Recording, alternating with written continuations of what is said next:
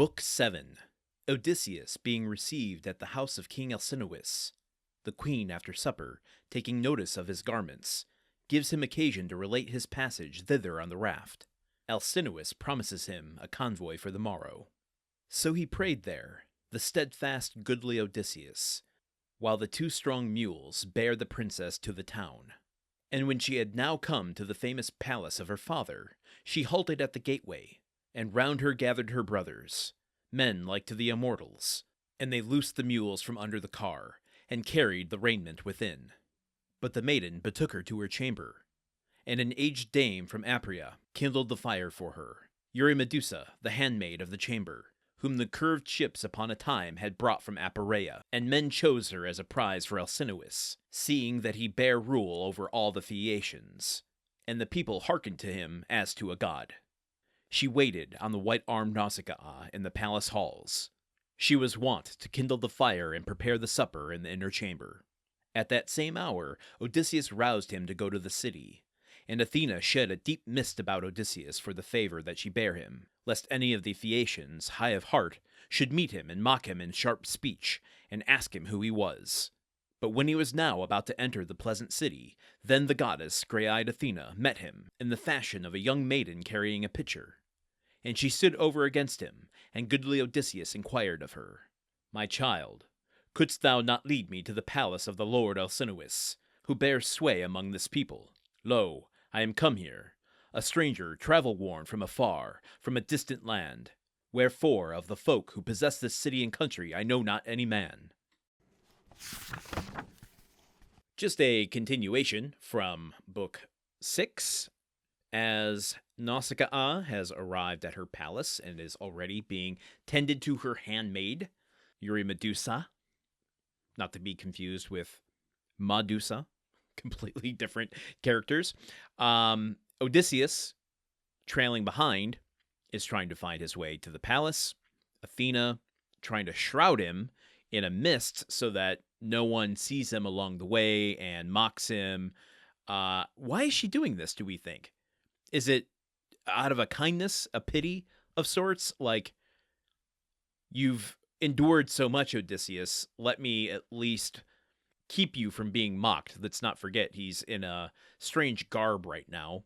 Granted, remember when he was in the river and Athena just kind of buffed him up. She gave him a +1 charisma and presumably like buffs to strength. Is that just to like feed his ego? Like, you've been through so much, at least you can look good when you're doing this stuff. But now it's like also protecting his ego to be like, you're a stranger in a strange land and people are wont to make fun of strangers, and therefore let's just give you a clear path to the palace of Alcinous. I'm starting to wonder if I have a misconception over what indirect means when it comes to divine influence. For me, it seems like Athena is pretty directly involved in all this stuff, even if she's assuming disguises from time to time.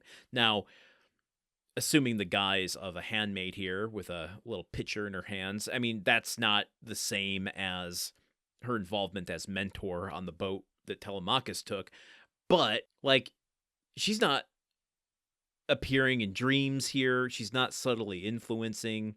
She's enacting things, physical things in the world, and interfacing with Odysseus in ways that feel pretty dang old direct to me. I was reading more out of the Bernard Knox introduction to Robert Fagel's translation in the Penguin Classics version of the Odyssey. Something we can't read here on air because it's not in the public domain. Translations are copyrighted, even if the original text is not. And he said something in there, and I'll probably go into more depth in this later, but since it's forefront of my mind, I just wanted to mention it now.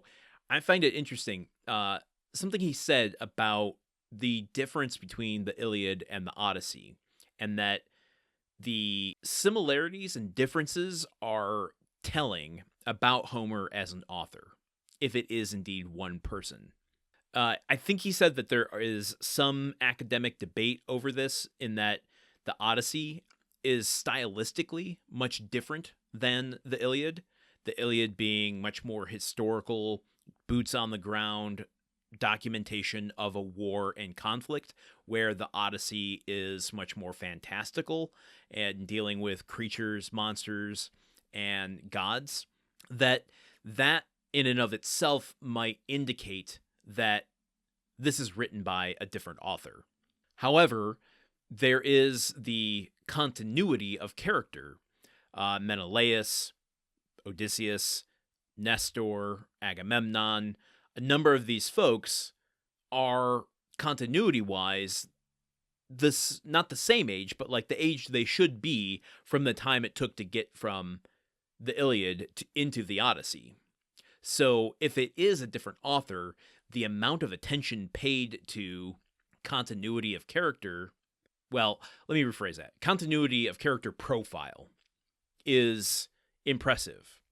But he then does go on to say something about the continuity of characteristics is a bit different.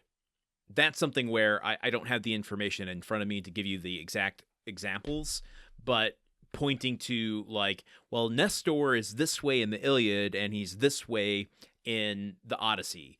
Menelaus is this way in the Iliad and this way in the Odyssey, and the characteristics are a bit incongruent. I think I'll save the deep dive on that for when we have our conversation about Homer as the author, which I know I've been teasing for a long time.